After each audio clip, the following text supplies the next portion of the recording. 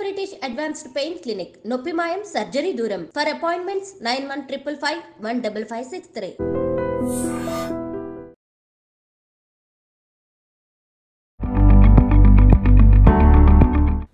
చాలా కామన్గా మనకు హస్తప్రయోగం గురించి క్వశ్చన్స్ అడుగుతూ ఉంటారు.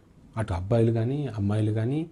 అబ్బాయిల్లో అయితే కొన్ని ప్రాబ్లమ్స్, అబ్బాయిల్లో ఏంటంటే ప్రతి ప్రాబ్లంకి రేపు ఫ్యూచర్లో ఏ ప్రాబ్లం వచ్చినా సార్ నాకు చిన్నప్పుడు తెలియకుండా ఒక తప్పు చేశాను, రెగ్యులర్గా చేసేవాడిని అని అబ్బాయిలు వస్తుంటారు. ఈవెన్ మాకైతే 60 ఏళ్ళ అతను కూడా వచ్చినప్పుడు కూడా పెళ్ళయ్యి పిల్లలు ఉండి సెక్స్లో ఏ ప్రాబ్లం లేకుండా ఓన్లీ కొన్ని చిన్న చిన్న ప్రాబ్లమ్స్తో మా దగ్గరికి వచ్చినప్పుడు కూడా అదే విషయం ఎత్తుతూ ఉంటారు. ఎందుకంటే మన సొసైటీలో హస్తప్రయోగం అంటే ఒక మిత్, అంటే ఒక ఇది ఉంది.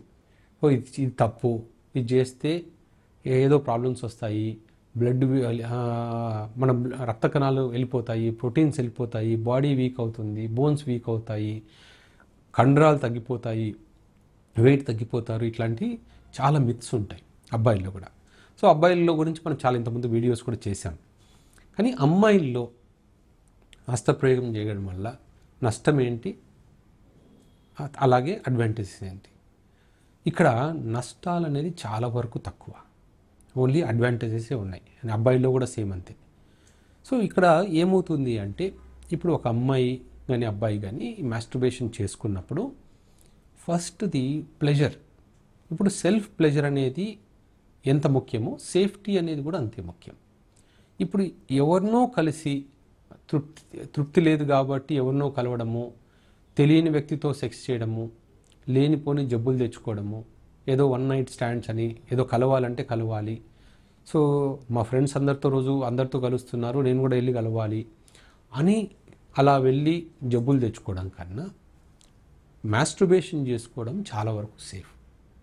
రెండోది మాస్టర్బేషన్ చేసుకోవడంలో చాలా వరకు అంటే 2 డిఫరెంట్ టైప్స్ ఉన్నాయి. కొంతమంది ఫింగర్తో చేసుకుంటారు, కొంతమంది టాయ్స్ ఉంటాయి, సెక్స్ టాయ్స్తో చేసుకుంటారు. సో 2 కూడా సేఫే. కాకపోతే ఏమవుతుందంటే ఎప్పుడైనా హైజీన్ ముఖ్యం. అంటే ఆ టాయ్స్ వాడేటప్పుడు టాయ్స్ని ప్రాపర్గా క్లీన్ చేసుకోవడం కానీ ప్రతిసారి హైజీనిక్గా పెట్టుకోవడం అనేది చాలా ఇంపార్టెంట్. అలాగే ప్రతిసారి చేసే ముందు హ్యాండ్స్ వాష్ చేసుకోవడము, సో ఇన్ఫెక్షన్స్ రాకుండా చూసుకోవడము, అది second important thing. So advantages ఏంటి? ఒకవేళ ఒక అమ్మాయి మాస్టర్బేషన్ చేసుకుంటుంది అనుకోండి, దానివల్ల చాలా అడ్వాంటేజెస్ ఉన్నాయి. సో ఒకటేంటంటే ఇమ్మీడియట్గా రిలీఫ్ వస్తుంది, స్ట్రెస్ తగ్గుతుంది, తర్వాత నిద్ర బాగా వస్తుంది. సో ఈ మాస్టర్బేషన్ వల్ల, ఇప్పుడు మాస్టర్బేషన్ వల్ల కానీ లేదా సెక్స్లో కానీ ఎప్పుడైతే ఆర్గజం వస్తుందో, ఆర్గజం వచ్చినప్పుడు ఏమవుతుంది, oxytocin hormone, dopamine hormone 2 release అవుతాయి. డోపమిన్ హార్మోన్ మనకు వెల్ బీయింగ్ హార్మోన్ అంటాం, అన్నీ నేను హ్యాపీ హార్మోన్ అంటాం డోపమిన్ని. ఆక్సిటోసిన్ అనేది బాండింగ్ హార్మోన్ అంటాం, లవ్ హార్మోన్ అంటాం. సో ఈ హార్మోన్స్ రిలీజ్ అవుతాయి. సో ఇవన్నీ కూడా మనకు మంచిది. అండ్ 2 ఈ హార్మోన్స్ రిలీజ్ అయినప్పుడు ఏమవుతుందంటే మనకు స్ట్రెస్ హార్మోన్ ఏదైతే కార్టిసాల్ ఉందో ఆ కార్టిసాల్ని సప్రెస్ చేస్తుంది. కార్టిసాల్ ఎక్కువ ఉంటే మనకు మంచిది కాదు, కార్టిసాల్ తగ్గాలి. సో ఈ రెండింటిని మనము, ఈ ఆక్సిటోసిన్ డోపమిన్ ఏం చేస్తాయి, కార్టిసాల్ని తగ్గిస్తాయి కాబట్టి హెల్త్కి చాలా మంచిది. ఈవెన్ మానసికంగా కూడా స్ట్రాంగ్గా ఉంటారు. సో రెండోది, 3వ అడ్వాంటేజ్ మనం ఇందాక మాట్లాడుకున్నాం, సుఖవ్యాధులకు దూరంగా ఉంటారు. ఎందుకంటే ఎవరితోనో కలిసి సుఖవ్యాధులు తెచ్చుకోవడం కన్నా పెళ్ళయ్యేంత వరకు మాస్టర్బేషన్ చేసుకోవడం మంచిది. తర్వాత థర్డ్ ఏంటంటే చాలామంది అమ్మాయిలు ఎప్పుడైతే సెక్స్ గురించి తెలీదో వాళ్ళు సెక్స్లో పార్టిసిపేట్ చేసినప్పుడు ఏమవుతుందంటే ఆ ఫియర్, ఆ ఫ్రిజిడిటీ వల్లనో భయం వల్లనో, పెయిన్ వస్తుందన్న భయం వల్లనో చాలామందికి ఆర్గజమ్స్ అసలు ఉండవు. అంటే కొంతమంది ఆర్గజమ్స్ అంటే భర్త కోసం కేవలం ఆర్గజం వచ్చిందని ఫేక్ చేస్తారు, కానీ ఏదో మళ్ళీ హస్బెండ్ కానీ పార్ట్నర్ కానీ ఆర్గజం రాలేదంటే ఏమనుకుంటారో అని ఫేక్ చేస్తారు. సో అవి ఎందుకు చేస్తారు అంటే వాళ్ళకు ఎక్కువసేపు సెక్స్లో టైం స్పెండ్ చేయకపోవడం వల్ల కానీ, ఫోర్ ప్లే లేకపోవడం వల్ల కానీ ఇవన్నీ వస్తాయి. కానీ అలాంటి వాళ్ళకి మళ్ళీ మాస్టర్బేట్ చేసుకోవడం వల్ల మళ్ళీ ఆర్గజం వస్తుంది. సో ఏదో విధంగా అంటే సెక్స్ని వాళ్ళు కంటిన్యూ చేయడం వల్ల ఆర్గజం వచ్చేదాకా వాళ్ళు చేసుకోగలుగుతారు. సో అది ఇవన్నీ మనకు బెనిఫిట్స్ మాస్టర్బేషన్ వల్ల వచ్చే బెనిఫిట్స్. తర్వాత కొన్ని నెగిటివ్స్ కూడా ఉన్నాయి. కొంతమంది ఈ సెక్స్ టాయ్స్కి అలవాటు పడిపోయి మల్టిపుల్ ఆర్గజమ్స్కి అలవాటు పడిపోతారు. అంటే నార్మల్గా ఒకసారి ఆర్గజం రావడము, మళ్ళీ అలాగే కంటిన్యూ చేస్తే మళ్ళీ రెండోసారి ఆర్గజము, మళ్ళీ మూడోసారి, అది కంటిన్యూస్ మల్టిపుల్ ఆర్గజమ్స్ వచ్చే ఛాన్స్ ఉంటుంది. ఇప్పుడు మేల్స్కి ఏంటి, ఒకసారి ఎజాకులేషన్ అయిపోయిన తర్వాత మళ్ళీ ఎరెక్షన్ వచ్చి మళ్ళీ చేయడానికి చాలా టైం పడుతుంది. కానీ అమ్మాయిలకి కంటిన్యూగా చేస్తున్న ఆర్గజమ్స్ మల్టిపుల్ టైమ్స్ వస్తాయి.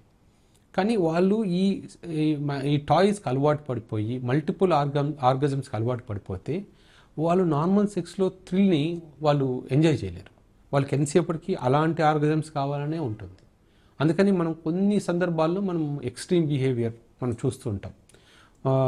సెక్స్ కన్నా మాస్టర్బేషన్కి ఎక్కువ ఇంపార్టెన్స్ ఇవ్వడము ఫీమేల్స్. సెక్స్ ఎందుకు చేయాలి, అసలు పార్ట్నర్ని దగ్గర రానికుండా చేయడము, ఎప్పుడు ఓన్లీ మాస్టర్బేషన్ మీదే ఇంట్రెస్ట్ చూపించడం, ఇవి రేర్ డిసడ్వాంటేజ్. అండ్ కొంతమంది అంటే మాస్టర్బేషన్కి కొన్ని రకాల వెజిటబుల్స్ని వాడతారు, కొన్నిసార్లు ఫింగర్స్ సరిగా అంటే క్లీన్ చేసుకోకుండా వాడతారు. అలా చేసినప్పుడు దానివల్ల కొంచెం ఇన్ఫెక్షన్స్ వచ్చే ఛాన్స్ ఉంది. ఇవన్నీ చిన్న చిన్న సైడ్ ఎఫెక్ట్స్ మాత్రమే, కాకపోతే అడ్వాంటేజెస్ ఎక్కువ ఉన్నాయి. Thank you. అంగం పొడుగు గురించి మనకు చాలామందికి చాలా డౌట్స్ ఉంటాయి. ఇప్పుడు చాలామంది ఏం చేస్తారు, పార్న్ మూవీస్ చూస్తారు. పార్న్ మూవీస్ చూసినప్పుడు పార్న్ మూవీస్లో ఏంటి, వాళ్ళు యాక్టర్స్, వాళ్ళకి నార్మల్గా చిన్న పెనిస్ ఉన్న వాళ్ళని యాక్టర్స్గా తీసుకుంటారా, తీసుకోరు. పార్న్ మూవీస్లో ఏంటంటే ఎవరికైతే పెద్ద పెనిస్ ఉందో ఆర్ ఎవరికైతే ఇంప్లాంట్ అయిందో ఆల్రెడీ పినైల్ ఇంప్లాంట్, అలాంటి వాళ్ళని తీసుకుంటారు. అండ్ ఎందుకంటే వాళ్ళు హీరో, ఇప్పుడు యాక్టర్స్, ఇప్పుడు మన సినిమాల్లో ఉన్నారు, హీరో అంటే ఎవరినంటే వాళ్ళని తీసుకోరు కదా. కొంచెం చూడడానికి బాగుండి కొంచెం యాక్టింగ్ బాగా చేసేవాళ్ళని మన హీరోగా తీసుకుంటారు. ఇక్కడ కూడా అంతే. చాలామందికి పార్న్ మూవీస్లో ఉన్న వాళ్ళు ఎవరైతే చేస్తున్నారో వాళ్ళకి ఎయిదర్ ఇంప్లాంట్ సర్జరీ అయి ఉంటుంది, పినైల్ ఇంప్లాంట్ సర్జరీ అయి ఉంటుంది. అందుకని చాలాసేపు ఎరెక్షన్ తగ్గిపోకుండా కంటిన్యూస్గా అలాగే ఉంటుంది. రెండోది, లేకపోతే వాళ్ళకు పెనిస్ అంటే సెక్స్ చేసే ముందు ఒక ఇంజెక్షన్ ఇస్తారు, ట్రైమిక్స్ అని ఒక ఇంజెక్షన్ ఇస్తారు.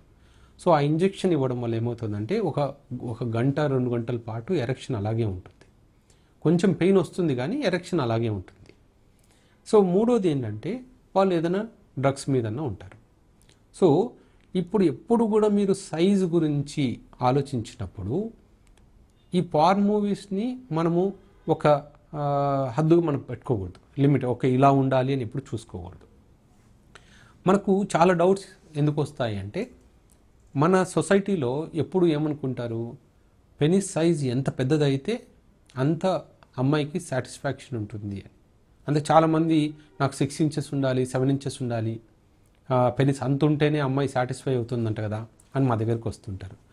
ఈవెన్ కొంతమంది 4 ఇంచెస్ 4.5 ఇంచెస్ ఉండి మ్యారేజ్ అయిపోయి వైఫ్కి ఏ ప్రాబ్లం లేకున్నా, వైఫ్ హ్యాపీగా ఉన్నా కూడా ఏదో అనుమానంతో దగ్గరికి వస్తుంటారు. సార్ నాకు తెలిసి నా పెనిస్ చిన్నగా ఉంది, నాకు ఇంకా పెద్దది చేయండి, ఆపరేషన్ చేయండి, 6 ఇంచెస్ ఉండాలంట కదా అని. ఇవన్నీ ఎందుకు వస్తాయంటే ఎవరో తెలియని వాళ్ళు కానీ ఎవరో కావాలని ఏడిపించడానికో లేకపోతే ఆట పట్టించడానికో వాళ్ళకు చెప్పడం వల్ల వాళ్ళ మనసులో పడిపోతుంది. అంటే పెనిస్ పెద్దగా ఉంటేనే ఆ అమ్మాయిలకి సాటిస్ఫాక్షన్ వస్తుందని. అండ్ పెనిస్ సైజ్ కూడా మనం ఒక్కొక్క కంట్రీని రీజన్ని బట్టి చేంజ్ అవుతూ వస్తుంది. వెస్ట్రన్ పీపుల్ కానీ ఆఫ్రికన్ పీపుల్ కానీ సైజ్ పెద్దగా ఉంటుంది, మళ్ళీ యూరోపియన్ పీపుల్కి కొంచెం తక్కువ ఉంటుంది.